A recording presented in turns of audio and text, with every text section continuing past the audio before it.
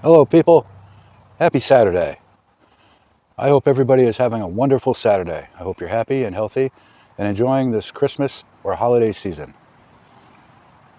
Okay, at the end of this video, and this is going to be a very short video, we got the old captain or admiral explaining his version of the sexual assault that he pled guilty, was convicted for committing. It's his own version, and you're just going to have to listen to it. It doesn't jive with what's in the court records. So maybe the court's got it wrong. Anyway, he even says in this thing that he doesn't have to register or anything like that. No. But having to register and being convicted are two totally different things. And even in this video, which I believe is from the Christmas season last year or the year before, he's like making straw man arguments, right? Like nobody asked, like, what are you drawing attention to the fact that he doesn't have to register, while providing no proof or anything of anything. But he said that what he did wouldn't even be considered a crime in any of the other 49 states. So that's totally delusional. You know, I don't care what state you live in. Sexual assault, it's a crime in every single state. Every single state. But he can keep living in his fantasy world. And why did he take down that video? Remember, he showed his passport the other day? And this, by the way, is not his passport. You know, it's a parody.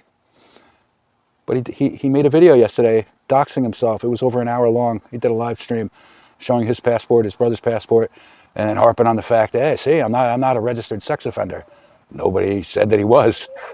But, well, enjoy the rest of this video. Have a happy and safe Saturday night. And I don't know. Keep an eye on your kids. You know who's around your children. That's all I could say. Come on. Took his video down. Took it down. I wonder why. That's all right. The internet is forever. And on that note, people, have a blessed Saturday. A shit to bed Saturday. That's right. Go check out Knife Order. Right here. It's shit to bed Saturday. Have a great night, people. And just do some critical thinking.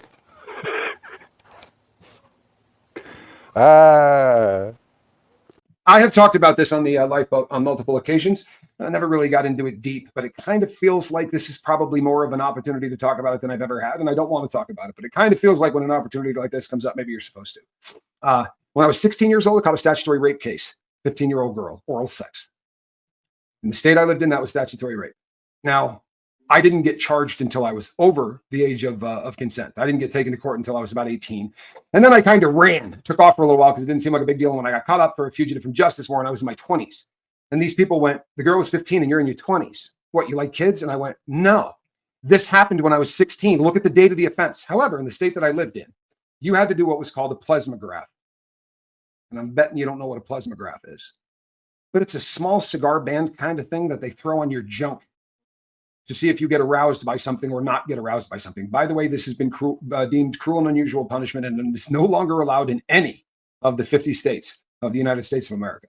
But it didn't used to be, not allowed. So they made me throw this thing on my junk and sit in a room, and they showed me images of naked women and people having sex and this kind of thing. And then I saw a couple of those pictures too of things that I'll never be able to unsee. And as it turns out, the test was over, and they said, "You're normal as hell." Right? No problem. You're a very normal guy. And then you know what happened? It was kind of a pisser. Then what happened is they said, hey, the guy that administered that test lied about where he went to college. What's that got to do with me? Well, see, he said he went to a university, but he went to a state college. So I had to go do the test again.